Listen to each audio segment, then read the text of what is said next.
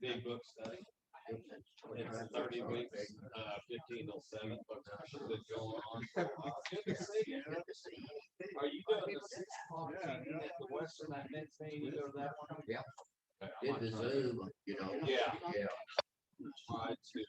Yeah, get back Yeah, down there. maybe I'll get down there. Who's it? 20 people. Really? Yeah. So. And I saw your bride Sunday. I saw your Sunday up here to meet. Yeah. Yeah, she comes at 9:15. Yeah. I need to start coming to That's great. You've already heard enough of where I'm at, like right now. Yeah. I am the worst person to talk to about this, actually. I really That's don't a know. big, Yeah. yeah. Yeah. You look I good. gotta tell you what I saw in the Lifetime movie or something, maybe. I heard you talk to the author some shit, but I can tell you what I'm seeing other people do. yeah. But I'm kind of opted out.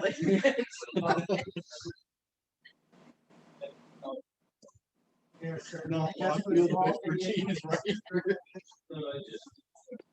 There's been in the bottom with that whole area of my life, and it's now working on 7 years later. I'm gonna put it away.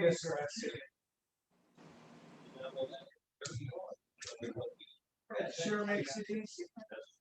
I cannot tell you over the last year how many empty, you know. Yeah, you'll run into that. Oh, sure. Absolutely. But you know what the craziest thing? I found me when I was looking for one some years couldn't find it. Finally, I was so pissed off in this tiny town of Outgrow. Yeah, this place was closed. No, I think Jerry does. I can't. I don't know. I think I'm gonna.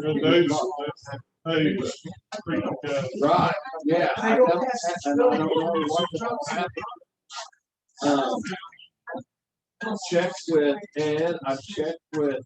You know who I have checked with? Matt. I turned around and got to. Yeah. Yeah. Oh, yeah. Who do we got here? Hello, Dan. Tom, how you doing, Tom? How you doing? Larry and Ted. What's up, pal? Hey, you made it. Hi, Larry. I made it. Well, we put those keys up for you? Well, I'm gonna see if we This get carpet is folded over and I can't unfold it. It's the worst tripping point than the cord. I gotta tell you, if you trip, I'm gonna laugh first. All right. But if I And trip, then I'll I'm probably trip on Then top I'm of you. gonna help you. But I am gonna laugh first. You should know that. If I trip this way, you might have to help me first, get me off of you. I got cat-like reflexes, man. It'll be fun. Prop you guys right back up.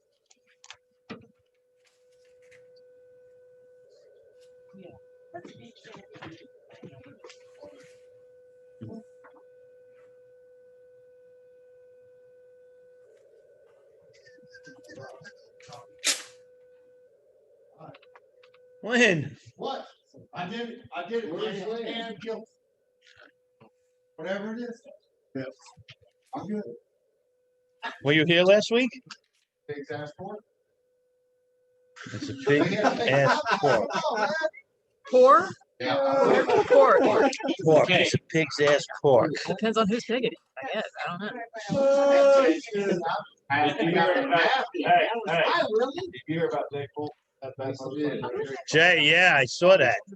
Anybody? What happened? Well, they operated yesterday. They put rods down his spine, but it doesn't look good. I got a text today. Jay Full, I know that name. Jay Full. I know that name. Yeah, he's been around a long time. Yes. Get a picture of space though. They don't know any of that. Okay. Travis did a touch with him. We didn't he left at 7 to run to Walmart. Didn't come home that night, and his cousin didn't think anything of it. Was taking his child to school the next morning. Come over the hill and saw some ambulances and stuff. way kind of off the road, looked and saw his motorcycle. Or what he thought was his motorcycle, and he pulled it was his motorcycle, and that's when they found him. What? They think Is his brain? No, he got hit. Yeah. Yeah, but I got a text today. They think Did he have a helmet? No. no, but they think he's going to be paralyzed at least from the waist down. Didn't we have this conversation? They think Just he's the at other night. least going to be paralyzed from the waist down. I'm telling you to wear a fucking helmet, stupid. Yeah. You got scrambled eggs. Oh, okay. Oh, really? Oh, they just can't stand it. But he's going to be paralyzed. They're almost. They're not 100%, but they're pretty close. Waist down, neck down. Waist down, but there's a chance. No, I just got a text 2 hours. Well, you're more on top of No, that's right. That's why I'm sharing it because Travis sent this to me at 4. I'll just read it real quick. Things that come on. Okay. Emma and I got back from seeing Jay. That's Kimma, is his sister, and Emma's a friend. He opened his eyes and scrubbed his sternum, and he was able to talk to him. Hoping he understood. His condition is very fragile right now. He has a high spine injury. He was able to move his left shoulder for the nurse earlier today. He has a blood clot that they are monitoring and watching his heart, as the blood clot could affect the heart. He's laid flat for a long time when on the ground after the accident. So his muscles started to die and release toxins, which they are treating with lots of fluids, which is hard. Oh, nobody saw him. Lungs. No, They not laid for there like all night 8 hours. long. 8 hours? Yeah, for a Oh long my time. God. Everything Like a is C3. Was there a vehicle involved? everything He's is on Did balanced it just, in the no, I act know, right. but was there? No, I don't know. Making sure that the treatment is not causing other problems. It's going to be a long haul. Right now, the doc guessing that he is most likely, for sure, to be paralyzed from the waist down and could be from the neck down. Was there a car that hit him or no? Nobody knows. He was just found Yeah. down. He left to go to Walmart. So how'd you know about C4 and all that? Oh, because that's what a high spinal cord injury. Yeah. Yeah, you got section. I thought, well, yesterday they said they've got brace, and then they've got something that's bracing his. I don't he's get on got motorcycles. two rods on I've the I've side. lost too many friends over the years. Oops, what I done? And then Paraplegia, what okay. C3. But C3. he had been on a Yeah, meeting nothing but an organ Zoom donor. meeting with Emily. Hi, Clark, Dan. Bob Carter, and all that. So, Who's that there? Oh, Greg. Hey, Greg. yeah. You may have gotten run off. How are you, Danny? Good, buddy. How you doing? Good.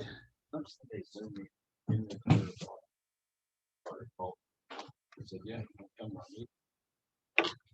You know, do you know if there were any video in any of the traffic? No, I don't, all I'm getting is this, that's all. You know, they find stuff everywhere, somebody's drinking or whatever. Yeah. Real, Have you ever ridden one? yeah. One time. Yeah, I know. That's what everybody says. Now, him and Jerry was riding down, we, now the traffic, listen, y'all are nuts. No, I think Semi one time, ever come back to see this? I don't know anything about motorcycle on the highway, so I don't know, this is what she told me. There was the semis over here and we're on the right lane, but I followed. And Jay took off past the semi, going 80 miles an hour, and they said, "Suck down." Well, in the middle of the semi, he slows down, and Darlette's on that little 750 or whatever, it starts doing this. Yeah.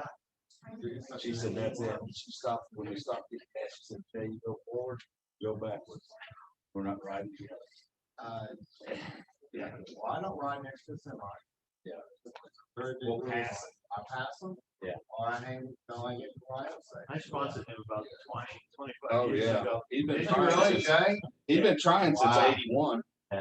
Him and Joe Beard built a tree for the summer of 81.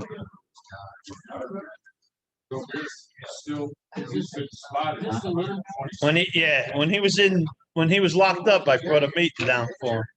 He came in here for a while. I don't know what. I haven't seen even these. Well, he wrote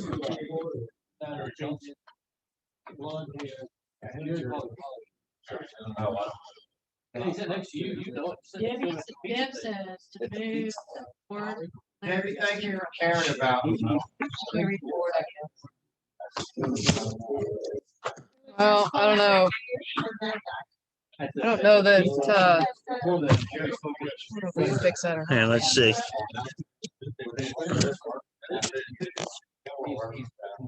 Yeah, It's the light.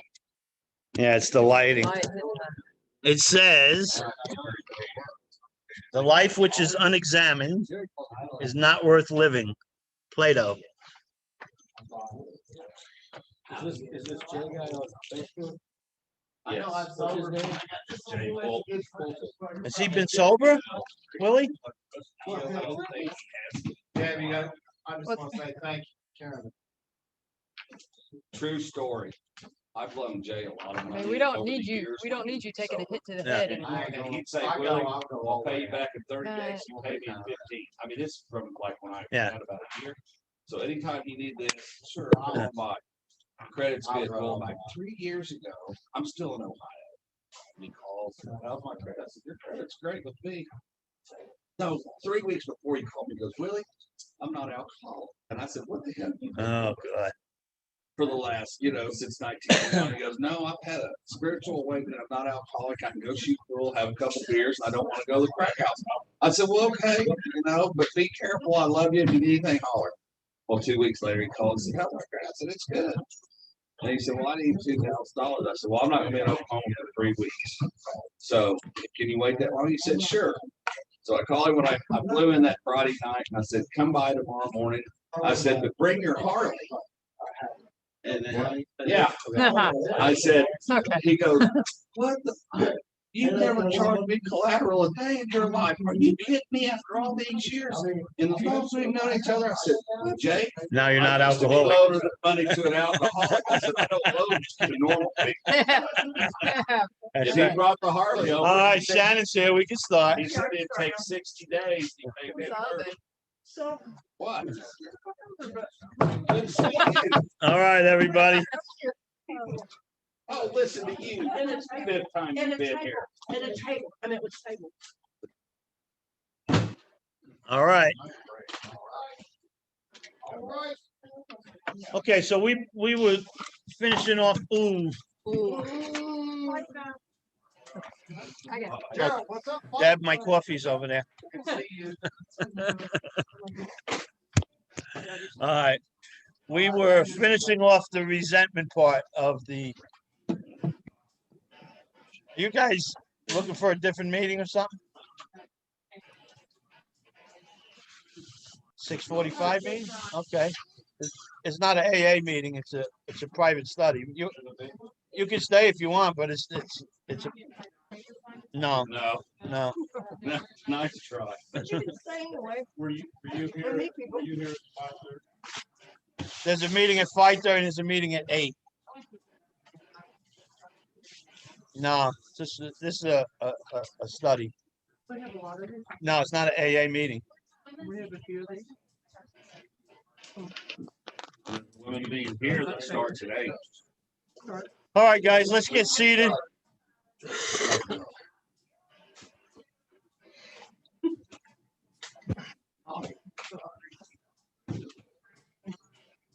Okay, so I'm sure everybody does know this is not an AA meeting, right? Okay. So, yeah, it's even though we're all in AA and we use the big book, it's a study. We don't represent Alcoholics Anonymous. I don't speak for Alcoholics Anonymous. All right. So we're finishing off resentments. Basically, what we've talked about the last couple of weeks with resentments is if you don't learn to accept people the way they are, then you're going to react to them. You have no choice but to react to them if you can't accept them for the way they are. So, does anybody got any questions on what we've covered on resentments? Anybody need to go over something on what we've covered there?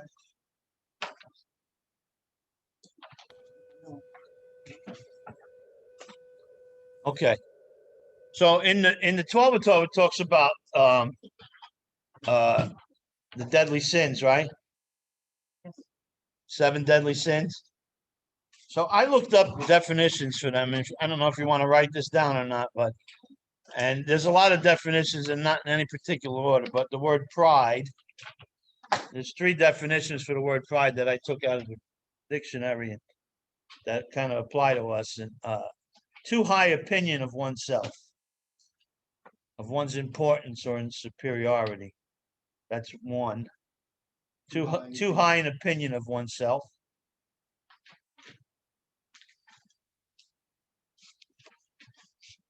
The second definition is arrogant behavior. And the third is to take credit for.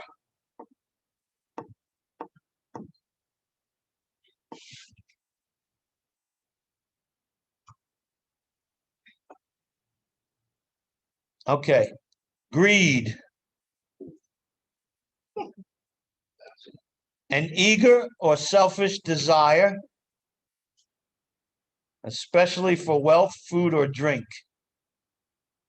An eager or selfish desire, especially for wealth, food, or drink. The second definition is, okay. An eager or selfish desire, especially for wealth, food, or drink.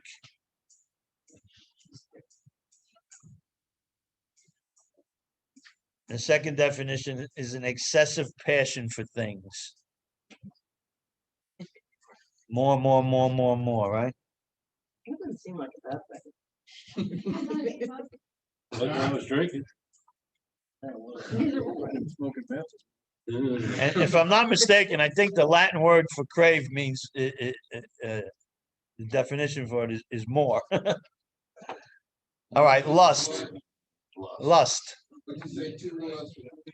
The second one is an excessive passion for things. There's a third one? No.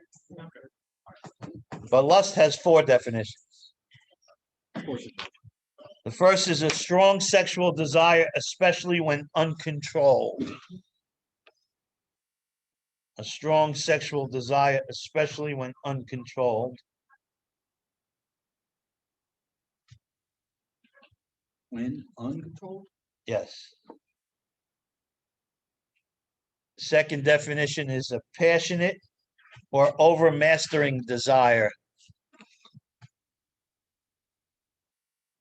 Yeah, it reminds me of the story. I bet you it does. The third definition is exceeding proper limits for sexual desire.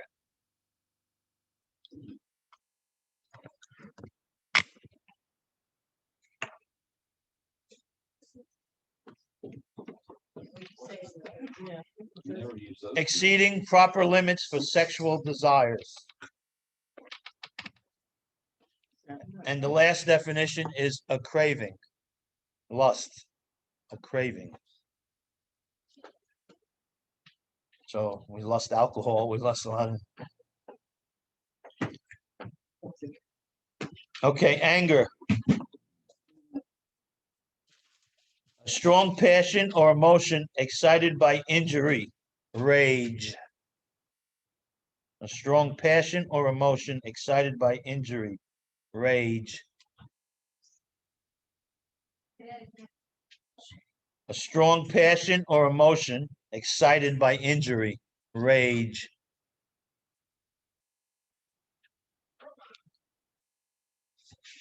The second one is to excite to wrath, enraged. To excite to wrath, enraged.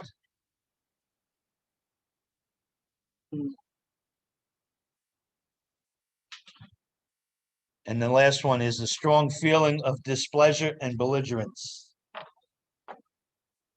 A strong feeling of displeasure and belligerence. It's easy to see how these things block us off, right? Strong. Displeasure and belligerence. Some of those are like my principles. Well, okay. So the reason I'm bringing these up is because you can see how they block us, right? When we look at these definitions of them. The next one is gluttony. Hey. Let me get this cheese. Two definitions. First one is eating too much, of course. But the other definition for gluttony is eager for anything in excess. Eager for anything in excess.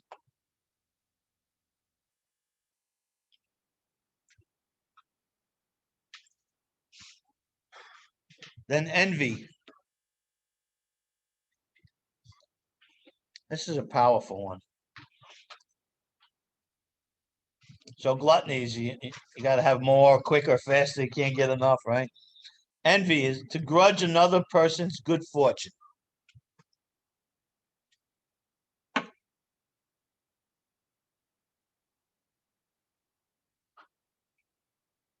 These next two definitions are a little bit long. I'll repeat them. The second definition of envy is pain or distress, excited by the sight of another's superiority or success. Pain or distress, excited by the sight of another's superiority or success.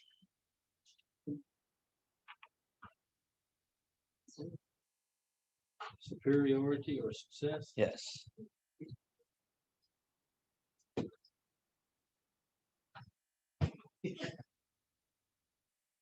The third one is a sense of discontent or jealousy about another's advantages or possessions. A sense of discontent or jealousy about another's advantages or possessions. Can't believe he got the raise. Look at her in that new car. You know, that kind of stuff. Why he always wins. A sense of discontent or jealousy about another's advantages or possessions. And the last one, sloth.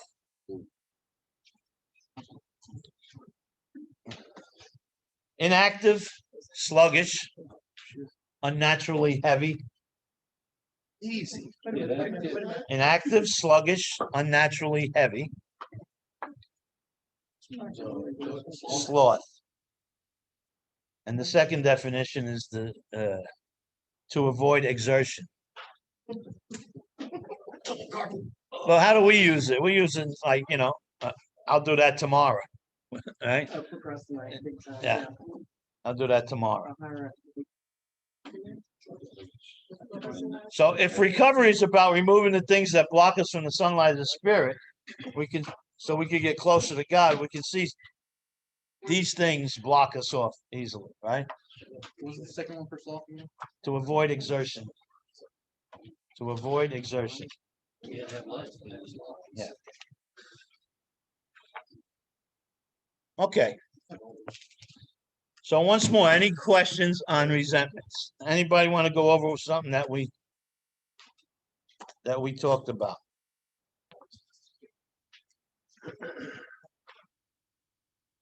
You remember the mantra? Resentment comes from a threat to any basic instinct. Can't do anything about other people. Can't do anything about what other people do. But maybe with God's help, I can react differently and I won't get mad. If I'm not mad, I don't have any anger. If I don't have any anger, I don't have resentment. If I don't have resentment, I'm not blocked off from God. Good.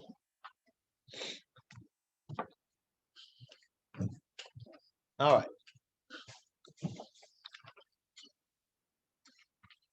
So the bottom of page 67, and we're going to start talking about fear.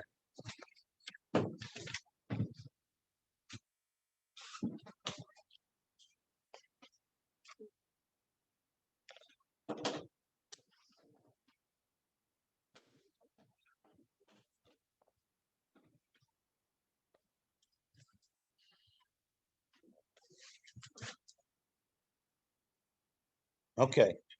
Notice the word fear is bracketed alongside the difficulties with Mr. Brown, Mrs. Jones, the employer, and the wife. This short word somehow touches about every aspect of our lives. It was an evil and corroding thread. The fabric of our existence was shot through with it. It set in motion trains of circumstances which brought us misfortune we felt we didn't deserve. But did not we ourselves set the ball rolling? Sometimes we think fear ought to be classified with stealing. It seems to cause more trouble. So now it's telling us to write down our fears. It says right here, we reviewed our fears thoroughly. We put them on paper, even though we had no resentment in connection with them. We asked ourselves why we had them. Wasn't it because self-reliance failed us?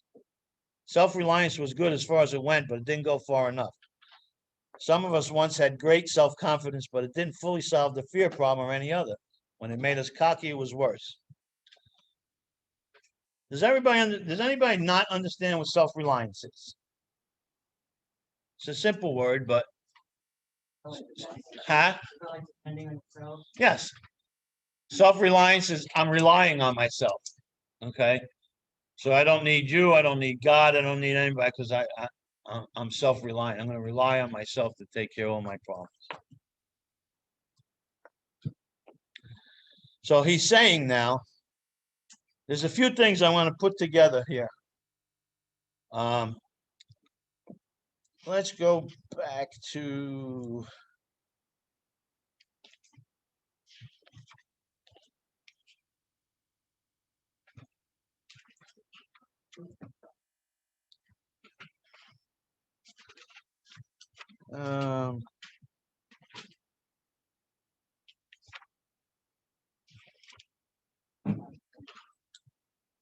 well, in we agnostics, it asks us, is God everything or is he nothing? You remember that? And ask us what's our choice to be, page 53.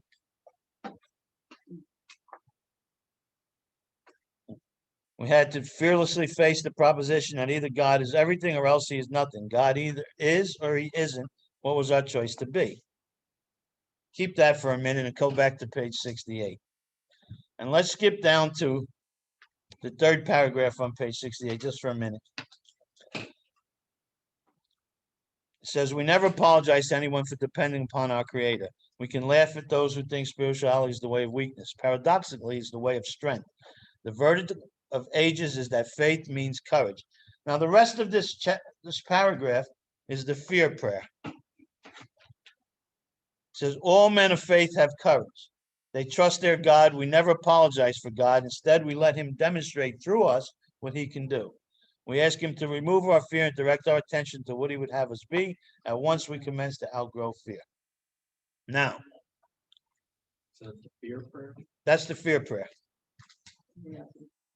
So when you inventory, like when you inventory your resentments, when you're finished with your resentments, if you still have a resentment, a couple left, then we do the resentment prayer that's on page 67, right?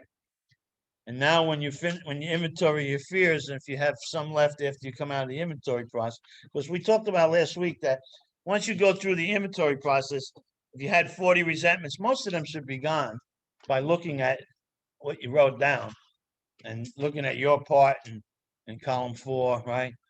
But if you have a couple left, then you do the resentment prayer on that, and you ask God for help. And then now this here, when you go through your fear inventory, you're going to use this for any ones that you still have left after the inventory process. But here's the interesting thing. Let's go back to the second paragraph. It says, perhaps there is a better way. We think so. For we are now on a different basis, the basis of trusting and relying upon God. We trust infinite God rather than our finite selves. We're in the world to play the role he assigns, just to the extent that we do as we think he would have us and humbly rely on him. Does he enable us to match calamity with serenity? And I told you that's the third step. That's the third step promise right there. But it says we trust infinite God. Does anybody here not know what infinite means? Don't be ashamed if you don't know it. When I got sober, I had to look up all kinds of words. Everybody knows what infinite means. Everybody know if I don't know, so tell because somebody out there doesn't. Infinite means it can't be measured. There's no beginning and no end. It's just infinite, right? Finite means it can be measured. There's a beginning and an end. So look what it says on the top of this page in the first paragraph. Wasn't it because self-reliance failed us? So we're relying on ourselves. And down here in the second paragraph, it says, we trust infinite God rather than our finite self. So all of these years, what I've been doing is trusting and relying on myself, right? And here it's telling us that we are finite. There's a beginning and an end of what we're capable of doing and being. For every person, it's a little different in whatever we're talking about. It's not exactly the same for everybody, of course, but different levels as what you're capable of being and doing in different topics and different situations. But regardless of that, all of them, whatever we're talking about, self-reliance failed us. That's what the book says. So when I rely on myself, I'm going to fail. Why? Because I'm always going to exceed the boundaries of my finite self. I'm always going to go push the boundaries and just keep going, right? More. All kind of the 7 deadly sins we just read off. But if I learn to trust an infinite God rather than my finite self, I don't really have fear. And that's the whole thing about this is, with God, I don't fear anything. Without God, you can fill in the blank. So if I learn to trust and rely upon God, an infinite God, and way back in step 2, it asked us if God is either everything or is he nothing. Thank you. What is our choice to be? So back in the second step, we made that choice, right? But we talked about it when we were on step 2, didn't we? We said that everybody says, when you ask them, is God everything or none? Everybody says he's everything. But we don't act that way. We just say it because we know that's the right thing to say. But if I really believed that God was everything, I wouldn't be in the situation I was when I crawled in these rooms, would I? So if I learn to trust and rely upon God, then there's no boundaries for me to exceed. They're infinite. I'm capable of doing a lot more than if I would just rely on myself, where there's boundary of, I'm always going to exceed the boundaries. I'll give you an example. You know, I'm born and raised in the Bronx, right? So New York City, all big buildings, right? I grew up having baptisms and weddings and stuff on the roof. But we lived in my neighborhood was all 6-story buildings. So I could go to the roof and look down on the street. That didn't bother me. But I had a fear of heights. If I got on a ladder, the whole ladder would shake. That's how bad I was with a ladder. That's the truth. So one of the things that I did when I got sober was I had to outgrow my fear of heights. Now, how did we do that? Well, we went to my neighborhood, me and a couple of people from the program, with an extension ladder. Now, we got fire escapes. I could go up and down a fire escape because I've been doing that since I'm a little kid. Well, you put a ladder up the side of the building, I can't climb that son of a bitch. So I'm standing on the sidewalk with the ladder up the building, and a couple of guys up on the top of the roof, a couple of guys down there with me, and they said, go up the ladder. And I went, I don't really want to do that, you know. And they said, Danny, is God everything or is he nothing? I said, he's everything. They said, well, then act that way. And so I said to myself, I'm going to let God demonstrate through me what he could do. He's going to remove my fear and direct my attention to what he would have me be. And at once I'm going to outgrow my fear. And I climbed up the ladder. The ladder shook like hell. But I climbed up the ladder, 6 stories. up to the roof. Drew my leg over on the roof. Was sweating. I'm not a big sweater. I don't sweat. Sweating. Got on the roof. Started walking to the door to go down the steps. I said, no. Got to go down the ladder. I can't do it. I'm telling you, it took me a half an hour to throw my leg back over and get on the ladder and come back down. But I went through the whole process again. He's got everything, is he nothing? He's everything. They're not that way. And I asked God to, you know, direct my attention to what he would have me be. He's everything, so I'm going to act like he's everything. And I climbed down the ladder. Now, I want to tell you, that was almost 30 years ago.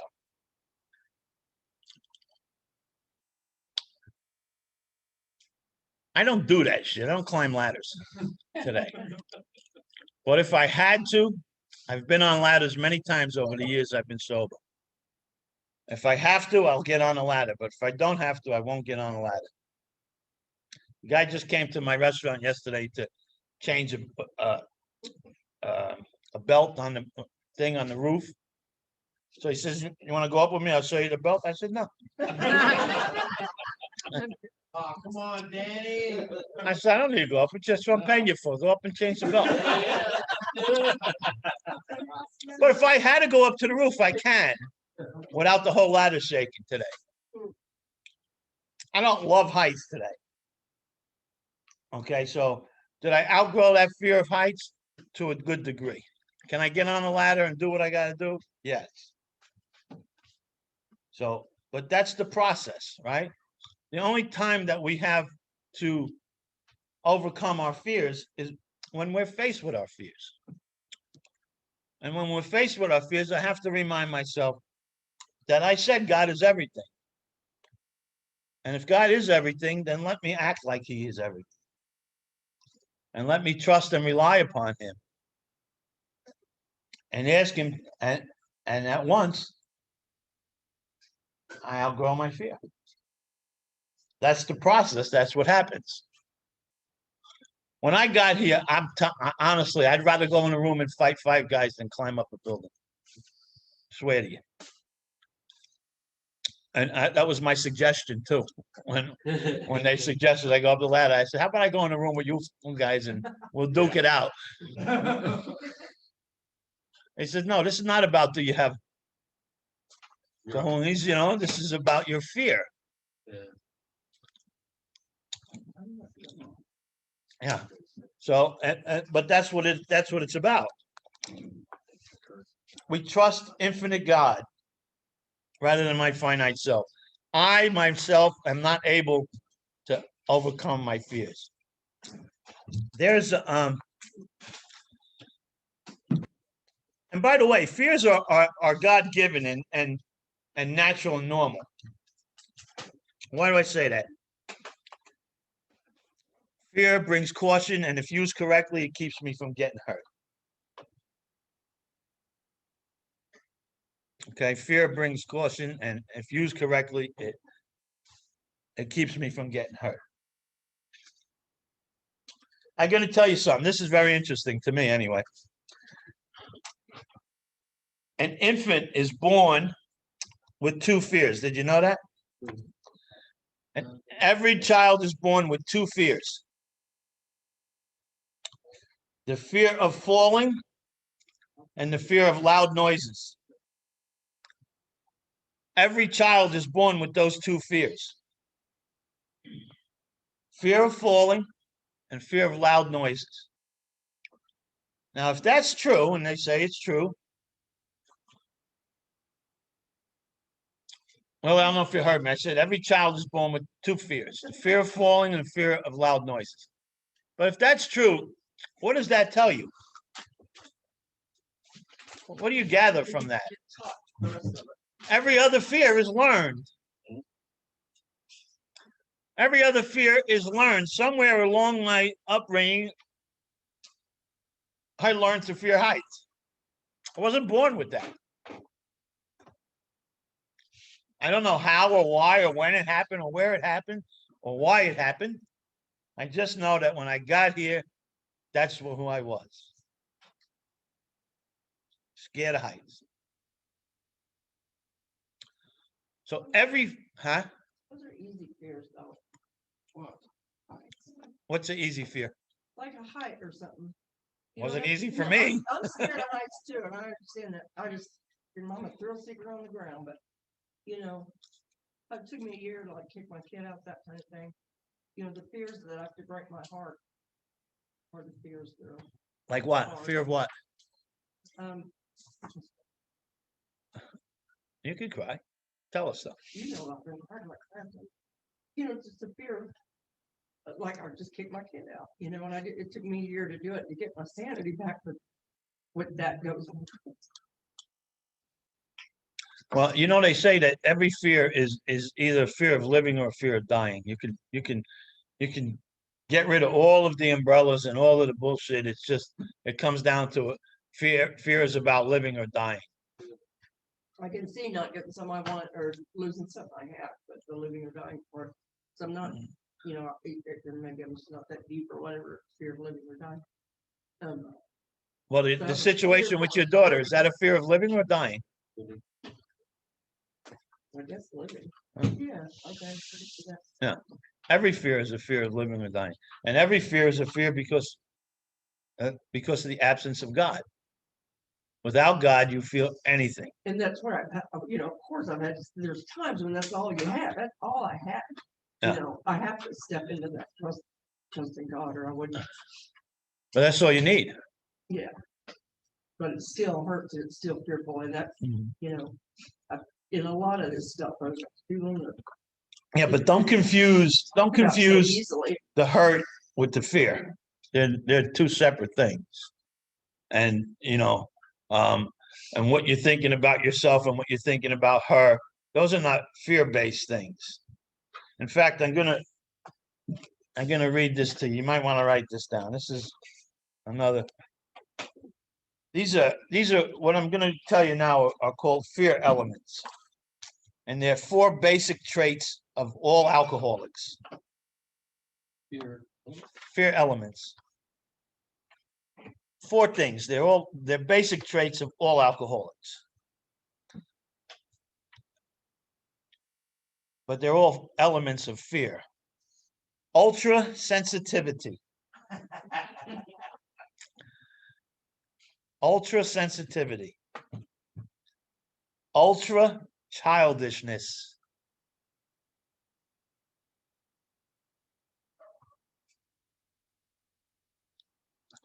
Ultra egocentricity. How the hell you spell it? Ego.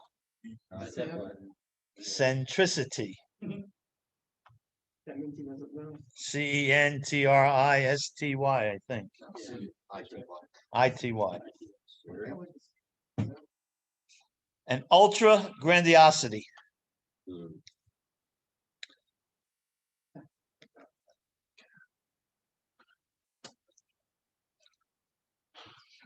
Now, the manifestations of those 4 things are things that we're real familiar with. Irritability, defiance, pouting, arrogance, loneliness, depression, elation, aggressiveness, stubbornness, determination, dishonesty, nervousness, relentlessness, frustration, selfishness. These are all things that those 4 things bring on. But they're basically, those 4 things are kicking off all of these feelings and these emotions that we go through. And they're all elements of fear.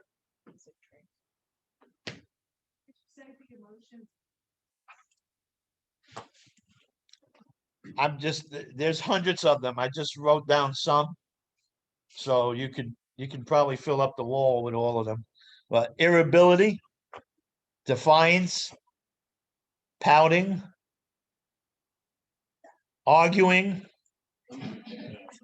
loneliness, depression, elation, aggressiveness, stubbornness, determination, dishonesty, nervousness, restlessness, frustration, selfishness, and on and on and on and on and on. Danny, you said a couple weeks back that throughout this workshop and helping us and stuff, So I want to ask you a question. I want to articulate it right. Throughout the course of your day, when you're at your pizza joint, you have coworkers or employees that work for you and stuff, and one gets a sick off or acts like a bug or does something to annoy you.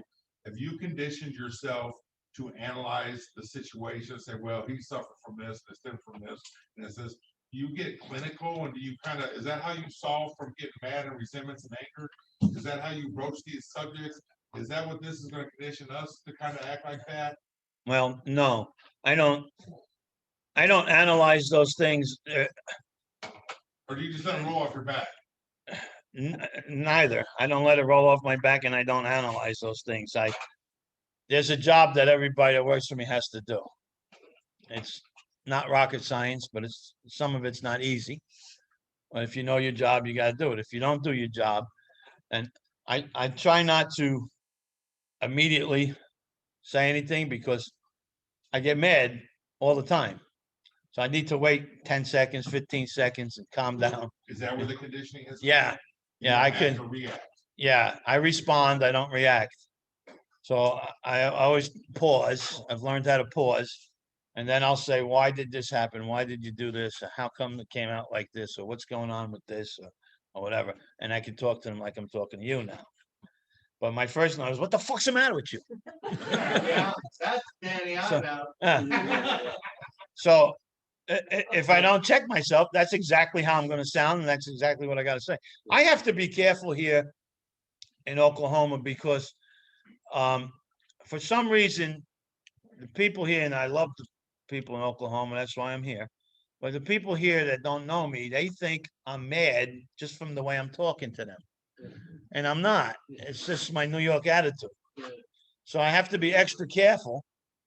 And people that work for you today are so rare. I normally have 14 people on staff, and we've been working the last 3 or 4 months with 5, including my wife. So I can't get people to work. So I really have to bite my tongue sometimes. But I've got 2 people that do major stuff for me that are solid, and everybody else, they come and they go. But if I open my mouth every time they do something wrong without pausing, I'll have 2 or 3 people work for me. So whether they work for you or not, like you're out your everyday walk or you're driving on the road stuff, what we're going to get from this and the conditioning, because it's cause and effect conditioning, is the pause, the basics, back to the basics of the stuff we see hanging on these clubhouse walls. Yeah, well, the book tells you to learn. The book tells you to pause, and that mantra that resentment comes from a threat to any basic instinct of life. I can't do anything about people. I can't do anything about what people do, but maybe with God's help, I can react differently. If I react differently, I won't get angry. If I'm not angry, I won't be mad. If I'm not mad, I won't have a resentment. If I don't have a resentment, I'm not blocked off from God. So I'm the benefactor of living that way. Well, you may be too in the moment, but I'm the one that my life is better and easier if I just learn how to practice this stuff in my life. But it don't always work that way. I mean, yeah. I think it's hard. I mean, like, I've come a long way. Yeah. But I don't, like you, though, it's like I'm not expecting to just float out of here from a hot and healthy. I mean, I'm working on things, but. No, but if you practice this stuff in your life is going to get better. There's no doubt about it. Yeah, trusting God, but I still got to think about it. It took me a year to get up the nerve to make a boundary to get my peace back. Yeah. The good thing is that directions are all written down in the book. So what we do here is like, I just read you these fear element things, so that's not in the book, but it helps you understand what the book is talking about, but we always go back to the book because the answers are in the book. And any problem that you ever have in your life, like for how many of you guys didn't know until a couple of weeks ago when we went over it, that every problem you've ever had in your life is directly related to one of the 3 basic instincts of life? Just one of you guys? The rest of you knew that. Oh, I did not know that. Yeah. Okay. Yeah. Right. So that's a tool you've picked up. It's not anything that like You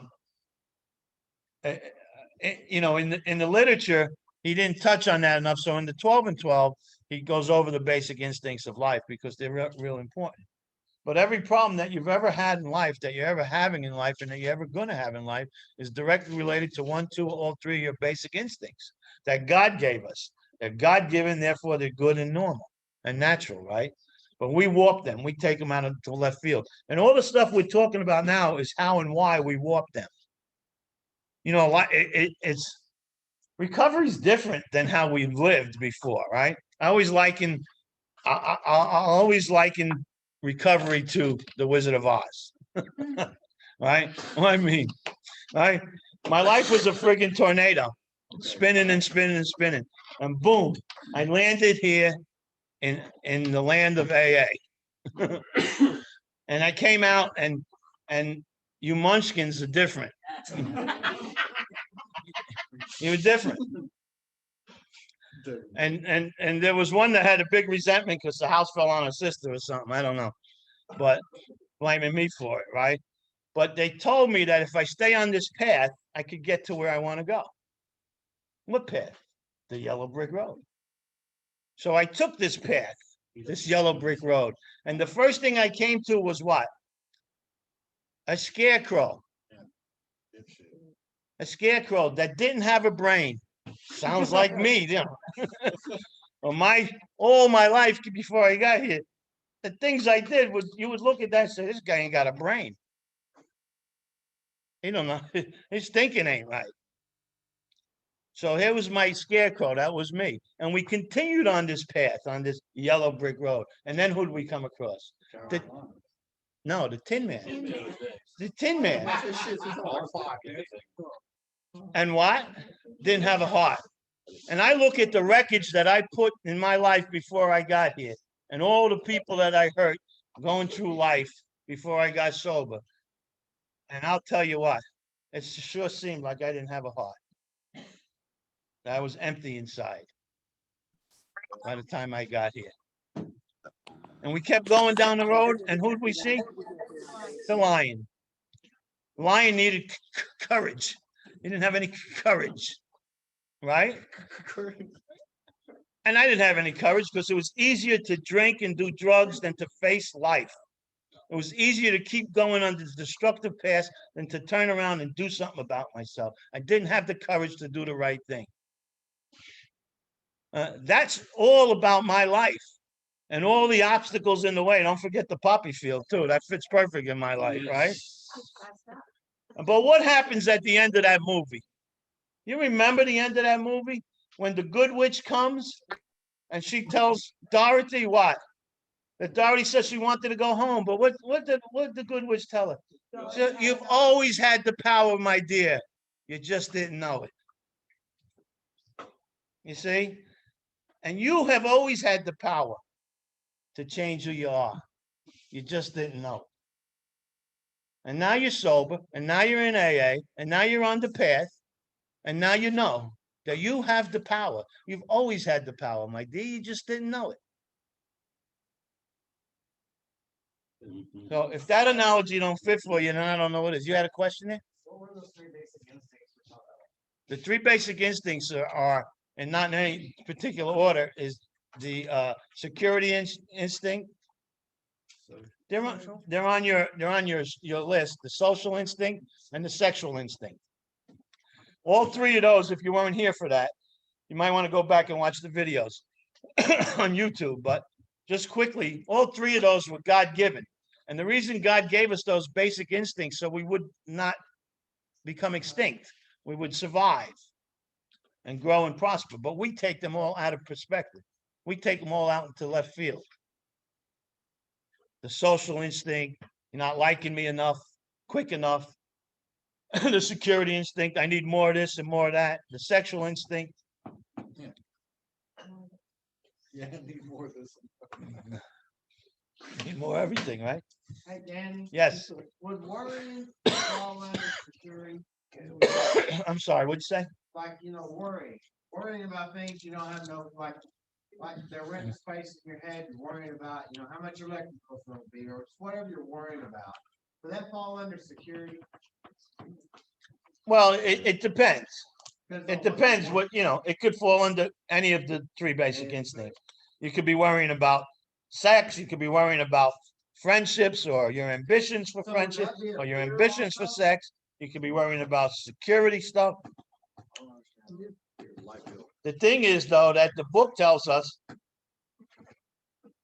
we'll get to it that tells us to, just to pause, Yeah, right? I mean, I get that. We learn how to pause, and it doesn't say to stop and worry about it, Well, what's helped me some with that one is when you said right, wrong, or indifferent. You don't need to live to be rent space in your head.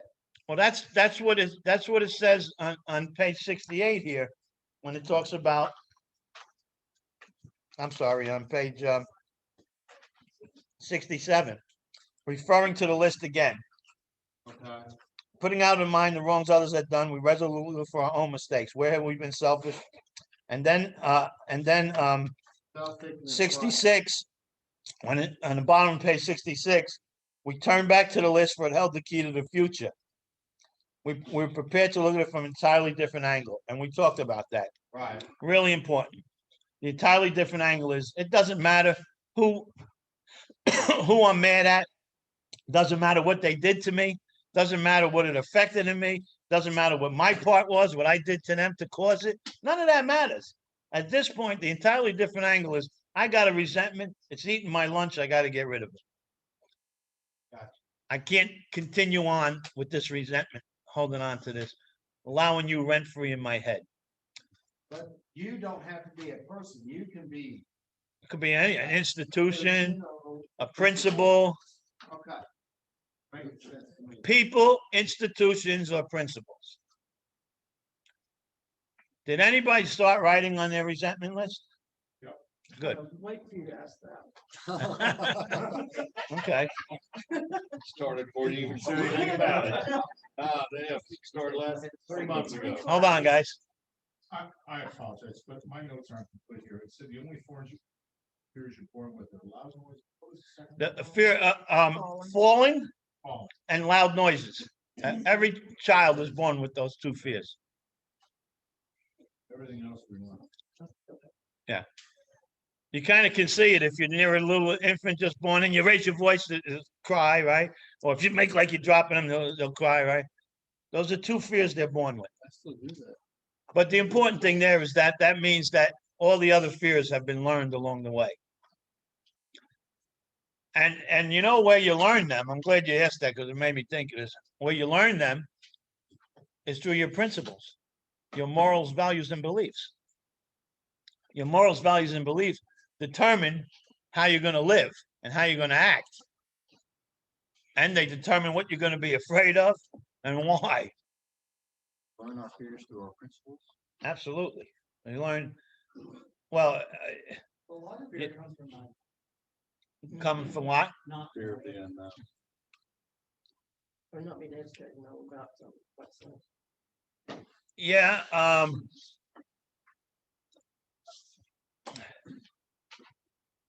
I don't know. To me, that's not a true statement, but I understand for you it might be, or for somebody else it might be. So yeah, you're right in that respect. But I don't know about a lot of things, but I'll try it anyway. Yeah. Yeah. Lady care, here, hours. Not knowing what's gonna happen. Oh yeah, yeah, Yeah. yeah, yeah. That could be very true. Yeah. But all the fears, the important thing is that all the fears come from because you're without God. Where's God? Where's God in all this? That's the thing. Yes. I was just gonna bring up, self-centered fear. 100 forms of self-centered fear. Doesn't mean it's real, but it's driven, and it talks about being driven Yeah. by those 100 forms of fear, Yeah. self-delusion, self-seeking, self-pity. Yeah. So we can sit here all day long and try to figure it out, and it's a waste of time. Yeah. I mean, step one tells me my problem is delusions, illusion, and obsession, which indicates to me I'm crazy. And it's not gonna change. What I believe to be so, maybe so, or maybe not be so. Yeah. Yeah, the book says real or fancy. Real or fancy. Yeah. But it's important that we look and talk about these things.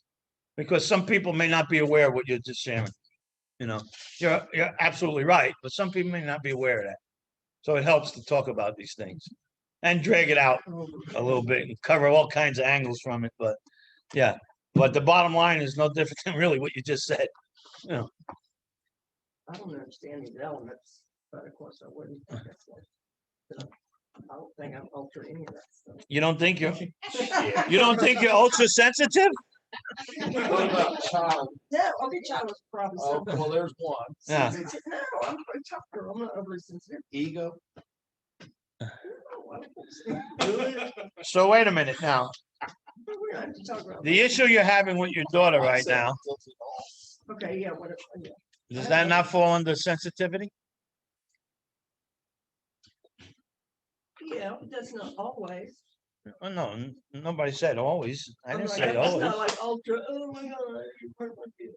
You know. I didn't say always. We're just talking about one particular thing. It helps when you can recognize where a problem is in your life and what's causing it.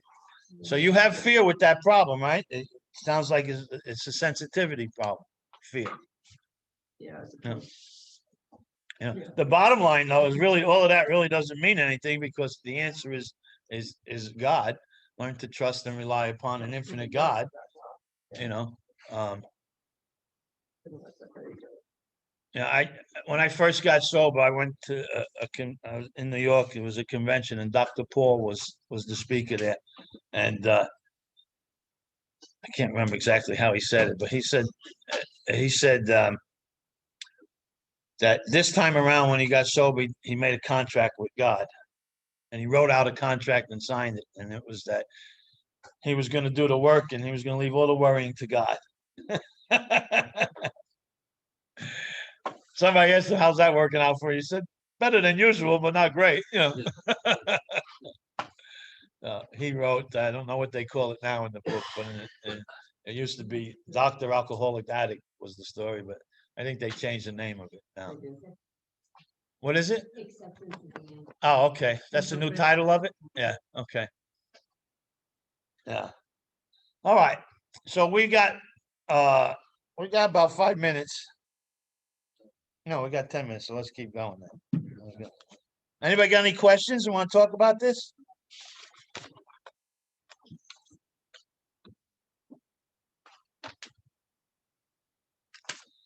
Let's look at your sheets for a minute, your resentment sheets. Here's my big sheet.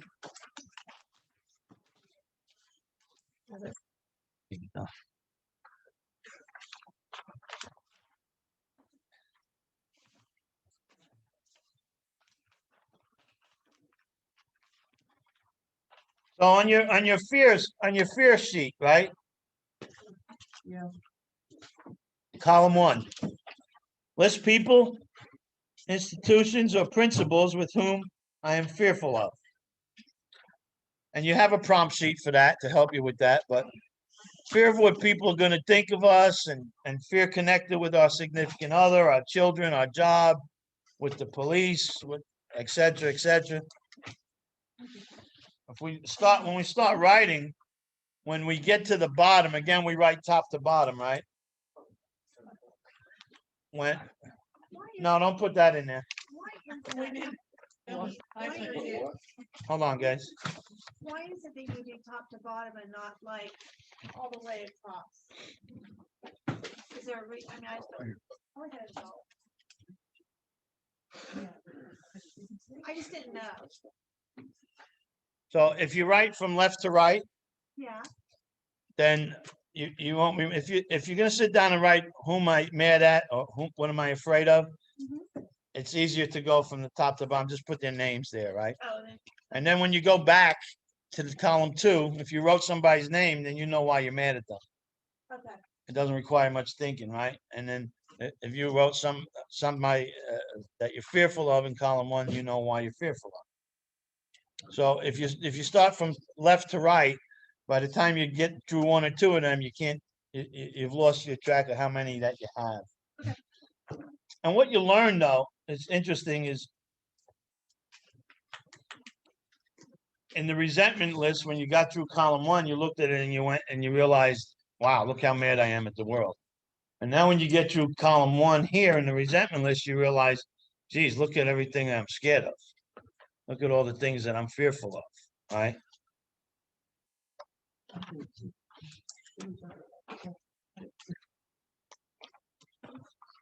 Well, most fears are centered on 3 things.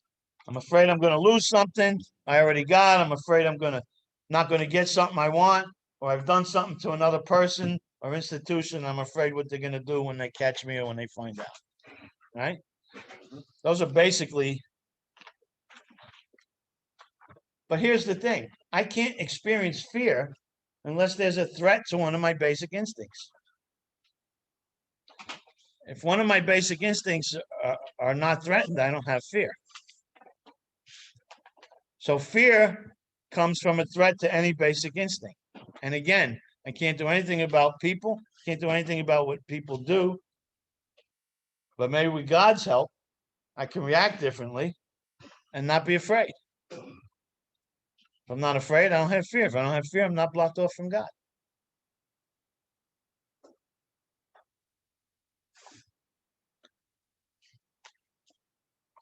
When I start going through the columns here, and I get to the 4th column, putting out of mind wrongs others had done, I resolute for my own mistakes.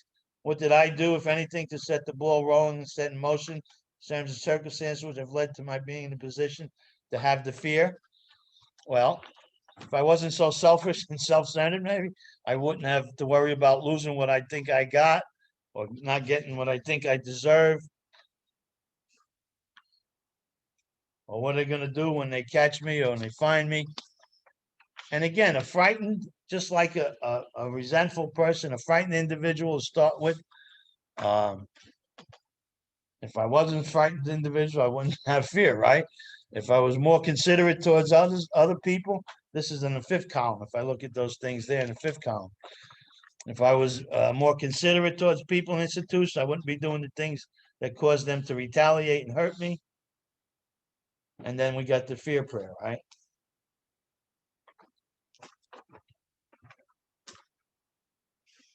But in your resentment list and in your fear list, column 3 is going to show you the exact nature of your wrong. It's going to show you where your anger comes from, and it's going to show you where your fear comes from. And next week, we're going to go over that so you understand how this thing works. We're going to analyze it, and it's a really interesting process, but it's right to the T, powerful. All right, we only got 5 minutes left, so let's do questions and see. Save this rest of this for next week. Now that you know, you've always had the power, my dear. Yes. All right. When I did my first, Guys, don't talk. We got questions here. when I went through the steps with drugs and alcohol, okay, there's probably going to be some of the same people on this one for resentment. Well, there is some of the same people that were on that, it's just for different reasons. Well, if you have a resentment with somebody that you didn't already go over, then you put them down. I mean, If you have a resentment with somebody that you did on your first inventory, you're only putting down now the resentments that you have since your last inventory. So it doesn't matter who the person is. So don't forget, right? In column 1, it doesn't really matter who the person is. In column 2, it don't really matter what they did to you. In column 3, it don't even matter what it affected in you. Column 4, it don't even matter what your part was or how you reacted to it. The only thing that matters is you got to resentment, you got to get rid of it. So you got to go through the process. So if you didn't get rid of it on your first go around, they put it down again. No. Who else got a question? We got a few minutes. Any questions on Cyberland there? You guys have been awfully quiet the last few weeks.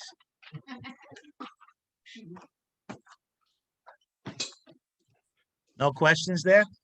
Hey, Danny. Yeah, I have a Yes. question. Okay. Last week you talked about these forms and you said that if we put our email address in the chat or whatever. Oh, you'd man, send I them to never us. look at the chats, Dan. I don't even know how to look at the chats. I'm not, do you have How do we my, get, you have my email? Write down my Give it to email. me. Send me a note and I'll email you the sheets. My email okay, is what, Danny Fowl, DANNY, F like Frank, AL, 0208, which is my birthday, so you want to make a note of that. 0208 @gmail.com. Danny Fowl 0208 @gmail.com. Anybody that needs those sheets, just email me and I'll shoot them over to you. I'm sorry if you put them down in the chat there. I never look at the chat. I'm not gotcha. even sure I That's know how good. to check the chats. Gotcha. I got my right hand man Deb here. She's I'd be lost without her here. So all right. Anybody else? Yes. Yes.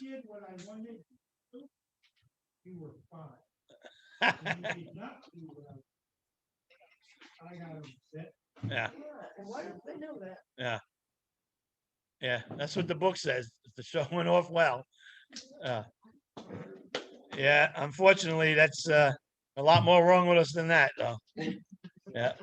All right, guys. If nothing else, then we'll see you same time, same channel next week. Thanks, Danny. Thank you, Danny. All right, guys.